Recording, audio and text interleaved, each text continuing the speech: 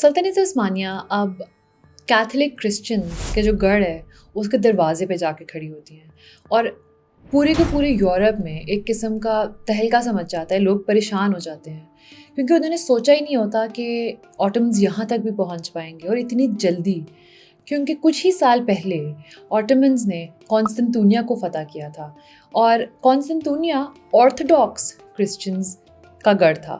तो अब जो कैथोलिक क्रिश्चियंस हैं और जो यूरोप है एकदम डर गए हैं, क्योंकि जिस बादशाह ने इटली के ऊपर अटैक करने का कहा है ये वही बादशाह हैं जिन्होंने कॉन्स्टेंटिनोपल को भी फतह किया था, यानी कि महमद फातेह। अस्सलाम वालेकुम, मेरा नाम है मिशा और खुश आमदीद तारीखी टेल्स में।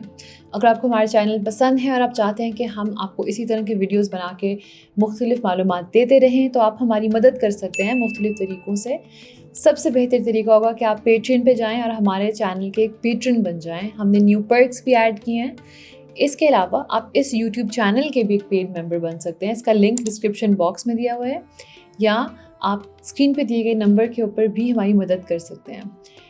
इसके अलावा लाइक, शेयर, सब्सक्राइब, कमेंट ये सब कुछ तो ज़रूर कीजिएगा, इससे भी बहुत मदद होती है। शुक्रिया। अब पहली बात तो ये है कि ऑटोमन्स कर क्या रहे हैं इटली में, आखिर ये क्यों सोचा है इन्होंने क्या वो इटली को अटैक करते हैं, क्या रहा था पीछे। अब 1470s तक महमद II इन्होंने मुख्तलिफ हिस्से मेडिटेरेनियन के इर्द गिर्द फतह कर लिए थे, जिनमें से एक सबसे बड़ा खित्ता यानी कि कॉन्स्टेंटिनोपल सबसे सिग्निफिकेंट एरिया। इसके अलावा बाल्कन्स में और भी जगह इन्होंने फतह कर ली थी, लेकिन कुछ ऐसी चीज़ें थीं जो अभी भी इनके लिए काफ़ी ख़तरनाक थीं, जैसे कि विनीशियंस और हंगेरियंस जो कि बाल्कन्स में ही थे और सल्तनत उस्मानिया के काफ़ी ख़िलाफ़ थे। इसके अलावा एक आइलैंड था, एक जजीरा था रोड्स के नाम से, जहाँ पे नाइट्स हॉस्पिटलियर जो कि सलीबी जंगें लड़ते थे इस्लाम के ख़िलाफ़, उन लोगों का एक गढ़ था। वो भी सल्तनत उस्मानिया के बहुत ख़िलाफ़ था, ज़ाहिरी बात है, और इनका एक बहुत डर था उनको। लेकिन इसी दौरान अगर आप इटली की तरफ देखो तो इटली में हालात ये थे कि वहाँ पे छोटे छोटे फ़िरके बने हुए थे, छोटे छोटे किंगडम्स थे और वो सब आपस में लड़ रहे थे। जो पेपल स्टेट्स थी, नेपल्स था, फ्लोरेंस था, वेनिस था, ये सब आपस में जंगों में मसरूफ़ थे। तो वहाँ पे महमद को एक अपॉर्चुनिटी नज़र आती है। महमद को नज़र आता है कि ये लोग आपस में इतने बटे हुए हैं, यहाँ मैं इनके ऊपर अटैक करूँगा तो शायद हम कामयाब हों।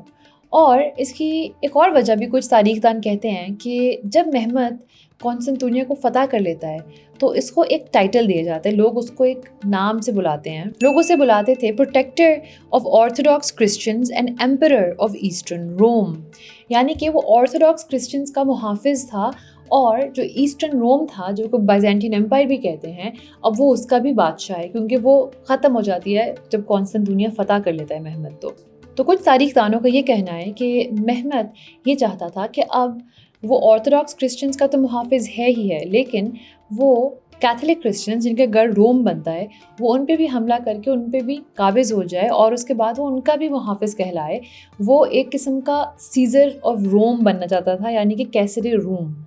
तो ये कुछ लोग कहते हैं कि महमद का पर्सनल जो एक गोल था ना इटली को अटैक करने में, वो ये वजह भी थी।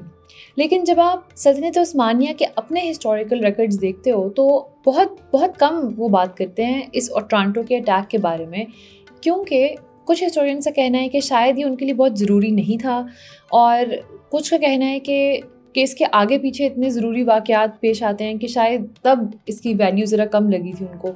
तो उनके बकौल होता ये है, होजा सादतीन अपनी किताब ताकूत तहवारी में वो ये कहता है कि गिदिक अहमद पाशा जो कि कमांडर होते हैं महमद की आर्मी में और बहुत रिस्पेक्टेबल कमांडर होते हैं, वो महमद को ये बताते हैं, महमद ने उनको भेजा होता है अल्बानिया में कुछ लोग होते हैं, कुछ रेजिस्टेंस होती है, उनको संभालने के लिए महमद ने उनको वहाँ भेजा होता है। वहाँ जाने के बाद वो महमद को बताते हैं कि पोलिया नामी एक जगह है, मॉडर्न डे उसको अपूलिया कहते हैं, कि वो जगह जो है उसको भी फतह कर सकता हूँ मैं आसानी से, तो हम ओट्रांटो की तरफ भी जा सकते हैं। तो जब वो ये आइडिया पेश करता है तो महमद मान जाता है।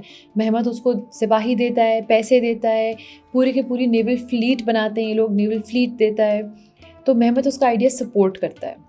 अब कुछ तारीखदान, कुछ सोर्सेज ये कहती हैं कि जो विनीशियंस थे उन्होंने महमद को ये आइडिया दिया था कि तुम ओट्रांटो पे अटैक करो। तो یہ بھی ہو سکتا ہے. لیکن اب جیسے کہ تاریخ کا ایک حصہ ہے کہ آپ کو مختلف جگہوں سے مختلف معلومات ملتی ہیں اور آپ کو یہ سمجھ کے وہ چیز آگے چلنی ہے کہ یہ ڈفرینٹ سورسز ہیں. آپ کو نہیں پتہ ایگزیکٹلی کیا ہوا تھا تاریخ میں، لیکن یہ کچھ وجوہات ہیں جو ہمیں مختلف سورسز کی طرف سے ملتی ہیں کہ آخر سلطنت عثمانیہ نے اٹلی کا رخ کیوں کیا. اب اس کے بعد جب رخ کر لیا، انہوں نے سوچ لیا کہ ہاں ہم نے اٹیک کرنا ہے، تو وہ لوگ بہت بہترین قسم کی تیاری کرتے ہیں اس اٹیک کی. اور جیسے ہی ہمیں قسطنطنیہ کی جنگ کے بعد پتہ ہے، محمد ایک بہت اچھا پلانر تو تھا ہی. تو جب اوٹرانٹو کی طرف کا وہ سوچتے ہیں، اس کے لیے بھی وہ بہت زیادہ پلاننگ کرتے ہیں. ایک تو وہ اپنے جاسوس چھوڑ دیتے ہیں اٹلی کے اندر اور ان سے کافی معلومات لیتے ہیں جو آگے ان کو بہت فائدہ دیتی ہے. اس کے علاوہ وہ ایک بہت بڑی نیول فورس تیار کرتے ہیں جس میں تقریباً 128 بحری جہاز ہوتے ہیں، 28 گیلیز ہوتی ہیں، اور ساتھ ہی ساتھ وہ لوگ بمبارڈمنٹ کا سامان بھی تیار کرتے ہیں. اور یہ سب کچھ وہ لوگ لے کے جاتے ہیں ولور تک، جو کہ البینیا میں تھا. وہ اس جگہ میں فورٹریس بناتے ہیں، اس کو وہ بیس بنانا چاہتے ہیں کہ ہم نے یہاں سے اٹیک لانچ کرنا ہے اوٹرانٹو کے اوپر، تو ہم نے اس جگہ کو بہت مضبوط بنانا ہے. وہاں پہ وہ لوگ سپاہی جمع کرتے ہیں، کھانا پینا جمع کرتے ہیں، جیسے کہ میں نے بتایا نیول فلیٹ جمع ہوتی ہے. اور جو ان کے جو جاسوس تھے، وہ جیسے اسکندر پاشا نامی ایک انسان، وہ واپس معلومات دیتا ہے کہ پولیا نامی ایک جگہ جو کہ اپولیا ہے ماڈرن ڈے، اس کو وہ خصوصاً آسان ہے پتہ کرنا، کیونکہ وہاں پہ انٹرنلی اتنے مسئلے چل رہے ہیں، وہ اتنے طاقتور نہیں ہیں، تو اس جگہ کو فتح کرنا آسان ہوگا. تو جب وہ اس طرح کی معلومات بھی ملتی ہیں تو جو سلطنت عثمانیہ کی جو فوج ہوتی ہے ان کی بڑی حوصلہ افزائی ہوتی ہے کہ مطلب ہم تو جیت جائیں گے آسانی سے. اب ولور کے علاوہ وہ ارد گرد کے چھوٹے چھوٹے جو جزیرے ہوتے ہیں جیسے کہ ایونین آئلینڈز، لوکس، زانٹے، وہ ان سب کو بھی فتح کر لیتی ہے سلطنت عثمانیہ، تاکہ ان کو کوئی اس طرح کی چیز نہ ملے جس سے وہ ہار سکیں. ان کو سیکیور بیسز ملیں ایک دو جہاں وہ جا سکیں اٹیک کے دوران. اور یہ سارا کچھ اکٹھے کر کے جمع کر کے تقریباً جولائی 1480 میں ان کی جو سارے کے سارے نیول فلیٹ ہوتی ہے یہ نکل پڑتی ہے ایڈریاٹک سی کو کراس کر کے اوٹرانٹو کی طرف، جو کہ ہوتا ہے اٹلی میں. اب اوٹرانٹو صدرن اٹلی میں اس وقت جو کنگڈم آف نیپلز ہوتا ہے، جس کا بادشاہ ہوتا ہے کنگ فرڈیننڈ دی فرسٹ، وہ اس کا ایک شہر ہوتا ہے اوٹرانٹو. کہتے ہیں کہ جب آٹومنز اوٹرانٹو پہنچتے ہیں تو ایک بہت زبردست قسم کی جنگ ہوتی ہے اور آخر میں آٹومنز ہی ہوتے ہیں جو کہ جیت جاتے ہیں. 11 اگست 1480 پہ کہتے ہیں کہ اوٹرانٹو کا شہر آٹومنز فتح کر لیتے ہیں. اب ظاہری بات ہے ایک جنگ تھی، اس میں کافی لوگ مرتے ہیں دونوں سائڈس پہ، اور اٹالین سائڈ پہ زیادہ لوگ مرتے ہیں کیونکہ وہ لوگ ہار جاتے ہیں، ایونچولی آٹومنز جیت جاتے ہیں. لیکن اب ایک چیز ہوتی ہے اس فتح کے بعد، اور وہ یہ تھی کہ پورے یورپ میں جو چرچ ہوتی ہے اور جو کہ ارد گرد کے لوگ ہوتے ہیں وہ اس قسم کی خبریں پھیلاتے ہیں اس جنگ کے بارے میں جو کہ سراسر جھوٹ ہوتی ہیں. اور وہ خبریں ایسی ہوتی ہیں جن کو سن کے لوگوں کے دل میں خوف آتا ہے سلطنت عثمانیہ کا کہ یار یہ لوگ کتنے وحشی ہیں. کیونکہ خبریں اس طرح کی ہوتی ہیں کہ بھائی انہوں نے 800 جو سویلینز تھے فتح کرنے کے بعد انہوں نے ان کو مار ڈالا سلطنت عثمانیہ نے، جن میں سے ایک وہاں کا آرک بشپ تھا اسٹیفانو برڈلینی. لیکن بشپ اسٹیفانو برڈلینی ایکچولی مارا جاتا ہے اس جنگ میں. اس کے علاوہ کچھ اور ایسی نیوز پھیلاتے ہیں کہ جی انہوں نے 12,000 لوگوں کو مار دیا شہر میں، اور اس شہر میں کہتے ہیں کہ صرف 22,000 لوگ تھے، تو ان میں سے 12,000 کو کہتے ہیں آٹومنز نے مار دیا. لیکن بعد میں ہسٹورینز بتاتے ہیں کہ یہ ایکچولی جھوٹ تھے کلیمز، ایسے نہیں ہوا تھا. لیکن یہ خبریں یورپ میں ہر جگہ پھیلائی جاتی ہیں اور اس کی بھی کچھ وجوہات ہیں. ہسٹورینز کے بقول چرچ نے شاید یہ جان کے کیا کیونکہ وہ چاہتے تھے کہ یورپ میں ان کے دلوں میں، یورپین اسٹیٹس کے دلوں میں ایک ڈر بیٹھے آٹومنز کا، اور وہ سارے اکٹھے ہو جائیں سلطنت عثمانیہ کے خلاف تاکہ ایک اور صلیبی جنگ لڑی جائے ان کے خلاف. اور آگے جا کے جس طرح ہم دیکھتے ہیں پوپ بار بار واقعے میں دعوت دیتا ہے ان کو کہ آؤ صلیبی جنگ لڑیں، اسلام کے خلاف نہیں، سلطنت عثمانیہ کے خلاف. تو یہ شاید ایک وجہ تھی اس طرح کا پروپیگنڈا پھیلانے کی. پر یہ ہوتا ہی ہے، جنگوں کا ایک پارٹ ہے پروپیگنڈا. پھر آگے جا کے چرچ ایک اور چیز کرتی ہے کہ 1539 میں یہ جو آرک بشپ تھا ٹورانٹو کا اسٹیفانو برڈلینی، وہ اس کو آفیشیلی قرار دے دیتے ہیں ایک سینٹ، کہ وہ چرچ کی طرف سے ایک آفیشیل سینٹ تھا. تو اس چیز کی وجہ سے زیادہ لوگوں کے دل میں آتا ہے کہ یار اس کو انہوں نے مار دیا उस जंग के दौरान, तो हमारे लिए कितना बड़ा आदमी था और ऐसे उन्होंने कत्ल कर दिया सल्तनत उस्मानिया की फ़ौज ने। अब ये तो था उनका कॉन्क्वेस्ट ऑफ टोरंटो का, उन्होंने टोरंटो को कॉन्कर कर लिया। अब वहाँ पे ऑटोमन्स जाके बैठे हैं। अब ऑटोमन्स के नज़रिए से देखें तो ये उनकी पहली जंग थी इटली में, ये फाइनल जंग नहीं थी। वो लोग और ख़ित्ते भी कॉन्कर करना चाहते थे और टोरंटो तो बस वो बेस बननी थी जहाँ से और टेरिटरीज तक उन्होंने पहुँचना था। और अहमद पाशा जो हैं वो तैयारी कर रहे होते हैं आगे की जंगों की। लेकिन होता ये है कि ये पूरी का पूरा जो प्लान है इटली में, इटली को कॉन्कर करने का, फ़तह करने का, वो एकदम रुक जाता है। क्योंकि 19 मई 1481 को महमद जो हैं वो वफ़ात पा जाते हैं। और उसकी वजह से अब सल्तनत उस्मानिया में अगर हम देखें तो एकदम एक दौड़ सी शुरू हो जाती है तख्त के लिए। महमद के जो 2 बेटे होते हैं, बेज़िद और जैम, उनके बीच में कुछ ही दिनों में बेज़िद हमें नज़र आता है कामयाब होता है, वो बन जाता है अगला बादशाह सल्तनत उस्मानिया का। और वो अहमद पाशा को वापस बुला लेता है टोरंटो से अपने कुछ कामों के लिए।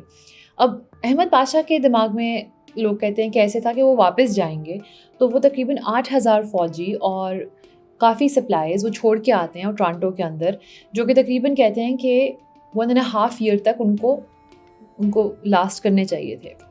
लेकिन होता ये है कि अब अहमद पाशा जा चुके हैं और वहाँ पे कोई लीडर नहीं है, महमद वफ़ात पा चुके हैं। तो एक किस्म का जो सल्तनत उस्मानिया का जो होल्ड था ना टोरंटो के ऊपर, वो कमज़ोर होना शुरू हो जाता है। और जो बादशाह होता है नेपल्स का, जिसका वो शहर है टोरंटो, उसको वक्त मिल जाता है फर्डिनेंड को कि वो एक आर्मी जमा करता है और वो जाके उस शहर के बाहर आर्मी के साथ बैठ जाता है और उनको बिसीज कर देता है, उनको गहराव में ले लेता है। और फर्डिनेंड ने उस शहर को गहराव में लिया हुआ है। और होता ये है कि तकरीबन 6 महीने तक वो ये चीज़ जारी रखते हैं। और ऑटोमन्स के अगर हम सोर्सेज पढ़ें तो उनके लिए अंदर काफ़ी बुरे हालात हो जाते हैं। कहते हैं कि इतना कम खाना था कि उन लोगों को शहर के जो कुत्ते बिल्लियाँ थे वो भी खाने पड़े। तो 6 महीने के बाद 10 अगस्त 1481 को ऑटोमन्स जो हैं वो फाइनली वो टोरंटो का शहर वापस दे देते हैं किंग फर्डिनेंड को। अब कहते हैं कि हालांकि किंग फर्डिनेंड ने उनको कहा था कि हम आप लोगों को सारे के सारे जो फ़ौजी हैं उनको सेफली वापस भेजेंगे सल्तनत उस्मानिया, लेकिन कहते हैं कि काफ़ी फ़ौजियों को एक्चुअली वो लोग रख लेते हैं और नहीं भेजते वापस, उनको कैदियों के तौर पे रख लेते हैं। अब ये था ऑटोमन्स का टाइम इटली के अंदर। हालांकि बहुत छोटा था और जो प्लान्स थे महमद के वो कभी भी पूरे नहीं हो पाए क्योंकि उनकी मौत वाक़ई हो जाती है। तो पहले तो लोग कहते हैं यूरोप में भी कि महमद का इस दुनिया से सही टाइम पे चले जाना निकाइंड उन्हें बचा लिया, वरना कुछ पता नहीं ऑटोमन्स कहाँ कहाँ तक पहुँच जाते यूरोप के। लेकिन और टोरंटो की फ़तह से एक और चीज़ ज़रूर होती है कि वो जो एक माइंड सेट होता है ना यूरोपियंस का, वो थोड़ा शिफ्ट होता है।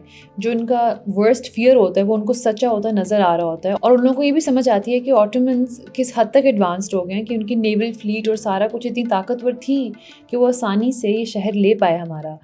तो जो इम्पैक्ट होता है टोरंटो का सल्तनत उस्मानिया में जाने का, वो बहुत बड़ा होता है यूरोप में। खैर, ये थी कहानी ऑटोमन्स की जब वो जा पहुंचते हैं इटली। ये उनकी पहली और आखिरी कैंपेन होती है इटालियन पेनिनसुला में। और अगर आपको ये कहानी दिलचस्प लगी तो आप मुझे ज़रूर बताइए कमेंट्स में। आपसे मुलाकात होगी अगली दफ़ा। खुदा हाफिज़।